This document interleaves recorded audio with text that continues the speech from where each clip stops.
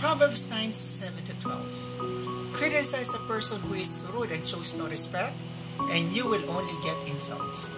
Correct the wicked, and you will only get hurt. Don't correct such people, or they will hate you. But correct those who are wise, and they will love you. Remember that. Teach the wise, and they will become wiser.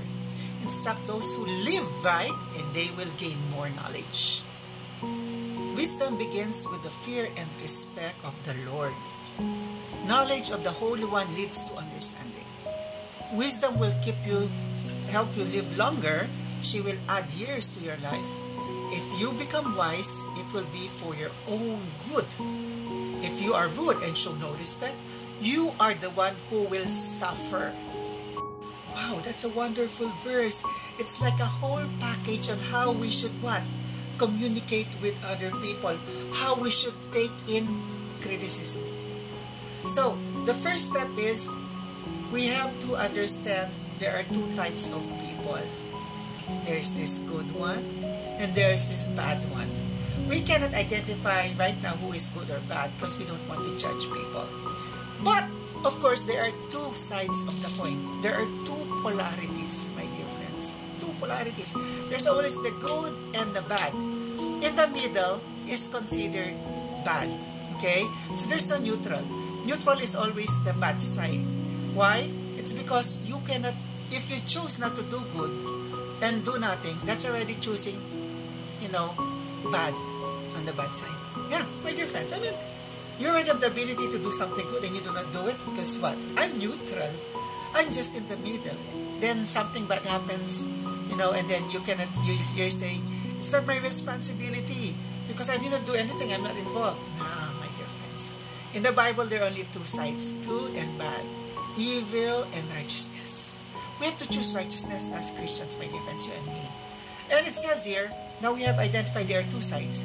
When you're talking on the other side, when you're like trying to fight evil, have you experienced this, my friends? When you're trying to fix things so that people will be guided, they are angry. And now, right now, nowadays, people are what? Very good at playing victim. It's like it's their fault. They create problems. They create untoward incidents, and then they will say, no, I'm a victim. We have to be careful. As Christians, my dear friends, it's perfect timing.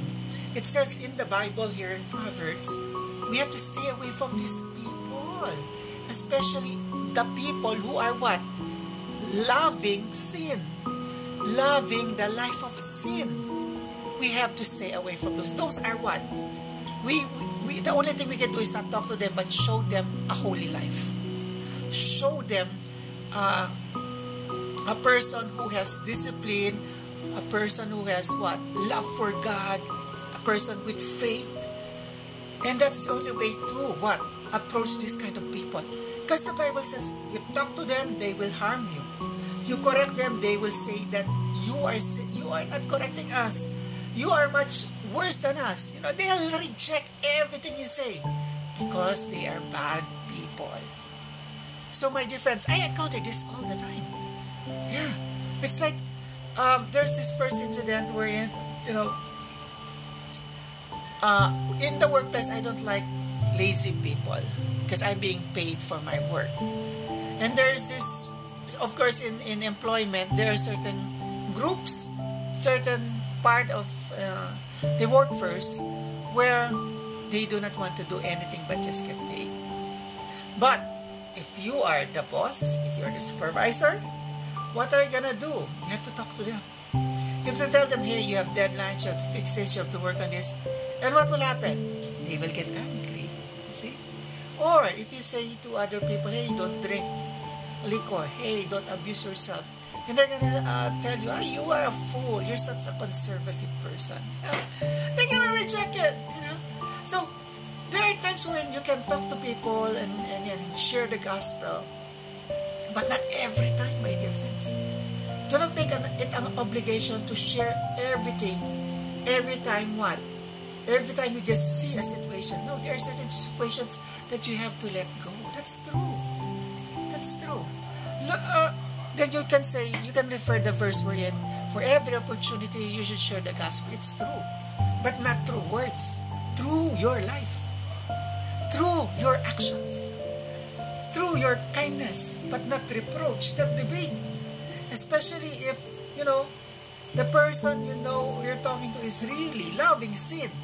Like when you know your person loves sin, they love drugs, they love to steal, they're thieves, they love to fight with others, they're argument, they always argue, they don't accept advice, or they don't accept instructions. They are distracted people. You'll know that. Now here's the thing, my dear friends. We have to pray to God always. That's what I keep on telling everybody, my dear friends. In order for us to be wise, it says there, wisdom, it begins with what? Respect for the Lord. Okay, meaning, there is this daily devotion, there is this daily connection with God through prayer, a relationship with God. Because that way, we would know what to do in all situations. Even if I tell you to do this, don't believe me. What I want you to do is have that personal relationship with God, so that God will manifest to you the things that we need to do, the things that we need to say. I believe that. That's true, my dear friends. Okay? So in this situation where you feel like you have to correct somebody, but you have to pray to God, Lord, am I going to do this? Help me make the right decision. That's good. Because what? Understanding happens when you fear God. Okay? So I hope this message do well with us, my dear friends. You can read all the whole text from Proverbs 9, 7 to 12, and it's so good. It tells us what?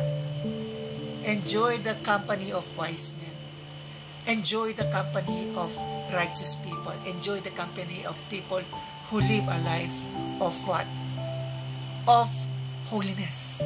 Those are the good things, good friends, good people to talk with. You are going to be wiser. Use your knowledge. And then we pray to God so that we will know what our ministry would be. Then we can talk to people whom God assigned. Hope this helps. God bless everybody and happy Saturday. Bye.